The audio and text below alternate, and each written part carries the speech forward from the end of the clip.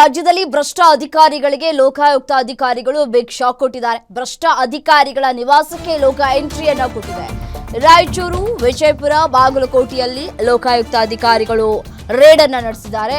ಸರ್ಕಾರಿ ಕಚೇರಿ, ನಿವಾಸಗಳ ಮೇಲೆ ಅಧಿಕಾರಿಗಳಿಂದ ದಾಳಿಯಾಗಿದೆ. ಆರ್ಡಿಪಿಆರ್ ಮತ್ತೆ ಕೃಷಿ ಇಲಾಖೆ, ಜಿಲ್ಲಾ ಪಂಚಾಯತ್ ಅಧಿಕಾರಿಗಳ ಮೇಲೆ ರೇಡ್ ಆಗಿದೆ. ಬೆಳಗ್ಗೆಯಿಂದಲೂ ಕೂಡ ನಿವಾಸ ಕಚೇರಿಯಲ್ಲಿ ದಾಖಲೆಗಳ ಪರಿಶೀಲನೆಯನ್ನು ನಡೆಸ್ತಾ ಇದ್ದಾರೆ. ಈ ಅಕ್ರಮ ಆಸ್ತಿ ಗಳಿಕೆ ಆರೋಪಗಳು, ಸಾಕಷ್ಟು ದೂರುಗಳು ಕೇಳಿಬಂದಂತಹ ಹಿನ್ನೆಲೆಯಲ್ಲಿ ಲೋಕಾಯುಕ್ತ ಅಧಿಕಾರಿಗಳು ಈ ಒಂದು ದಾಳಿಯನ್ನ ನಡೆಸಿ ಭ್ರಷ್ಟ ಅಧಿಕಾರಿಗಳ ಬೆವರಿಳಿಸುವಂತಹ ಕೆಲಸವನ್ನ ಮಾಡ್ತಾ ಇದ್ದಾರೆ.